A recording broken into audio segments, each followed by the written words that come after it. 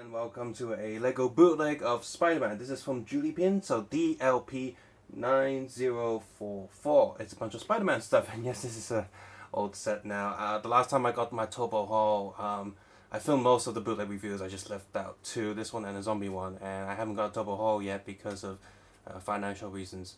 A bit stuck. I gotta focus on certain things first before I get another lot. I think I'll get another lot soon, but not quite yet. So in the meantime, I still have two bootleg sets of reviews. I might as well film them and put them on the YouTube. And so you see here, apart from the 8 Spider-Man figures, they don't have any minifigure stands. Instead, they come with a buildable ship. If you collect all 8 figures, you can combine all the pieces in the bags into a big ship, or there are actually 2 alternative smaller sets if you only buy 4 of the figures. They come with the general assortment of spider webs. You've got black and white versions of a web, little venomy vein thing, a shooting one right there, and a 2-piece. The handle plugs into the back of this sort of spider web shield. We've seen these all the time.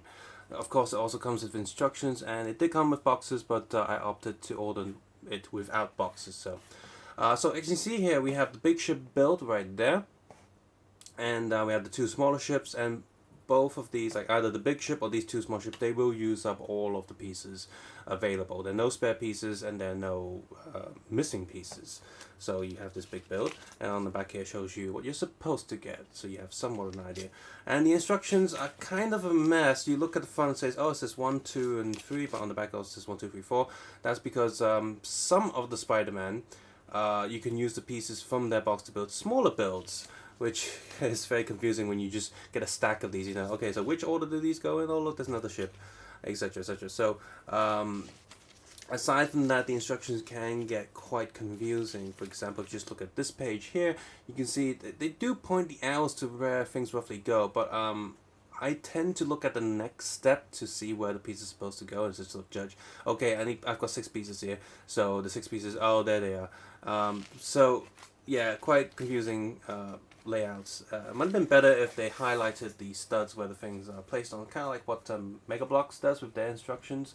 That would have been nice. The ship itself, the wheels run okay. The spring-loaded shooters, this one's okay. Well, they both fire really well, but this one has a problem where it doesn't want to click in too well, and almost like if you just go like blow it a little bit, it will spring out. So it is a very loose click. So that's a problem. So when you build these, you don't want to have these shooters in the click position, because they will probably fire out even if you don't touch it. The Printed Spider-Man logo is pretty nice. Can I focus better on that? There we go.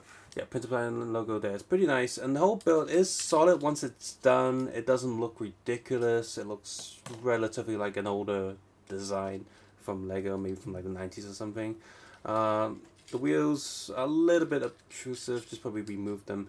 And the building process, this thing was very fragile before it was completed, so they haven't quite gotten down the build mechanics to make sure the thing doesn't fall apart while you're building it, because that's when it's the most fragile, that's when you're rubbing it and moving it and touching it the most. But once it's done, it's pretty solid. It looks like a decent plane. The colors aren't that crazy. It's Spider-Man colors.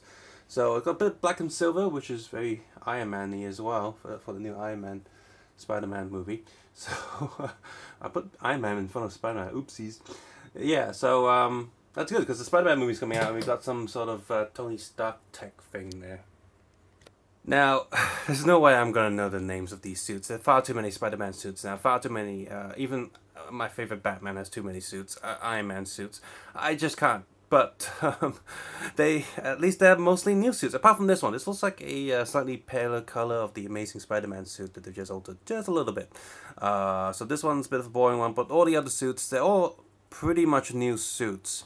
This looks like someone had like really woolly socks and just threw it all over him. I don't like this one too much. This one's kind of cool, just a black and red design. This one's okay, kind of futuristic. This one is, I'm not sure what that's going for, like a wrestling Spider-Man suit. This one's like a techie one. This one feels like the Japanese TV show Spider-Man suit because of the really tiny eyes. So that's cool if you want to recreate that. You can use that head. And this one is Moth Mad. I don't know. The eyes They look like the little moth eyebrows that they have. But yeah, all of these suits are pretty good. All minifigures have a spare hand, by the way. And here's a quick look at the back of the suits. Again, the print detail on all these are pretty consistent, pretty good. The white is a little iffy there, but they're overall pretty nice. And all of them have hand printing, so even side printing on this Spider-Man. Ooh. So the hands are the same on each side, just mirrored. You got a generic Spider-Man hand there, and come on. Oh, there's a bit of misprint there. You see a bit of white showing up, but it's not too bad.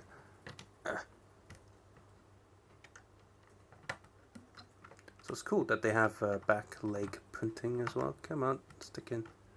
There we go. And there we go. So yeah, all of them are printed pretty nicely.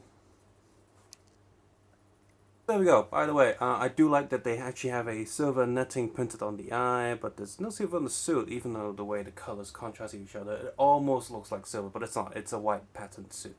So yeah, very nicely done figures. The clutch and all of that's very good. The build process of the plane, while the instructions were a little bit confusing, the overall build was enjoyable. It was small enough that nothing felt fragile, nothing was too sharp, and the bricks stick well together, so that's great. As for the entire set all together, I think it's nice. I much prefer if the ultimate builds like some sort of scenery or setting, but it's not going to happen. It's always going to be some vehicle. And it's not a bad one, it's just I'm fed up with them. And if you like Spider-Man, if you like these suits, if you play some of the games and all these extra suits in it, and you just want representations of them, which is what they did last time, I think these are also the video game suits. Now this is a good set to go. It's cheap, it's readily available, and the quality of these are very consistent. So yeah, pretty nice. Subscribe, suggest, and comment below, and of course take care, have a nice day. I'll see you guys soon. Bye bye now.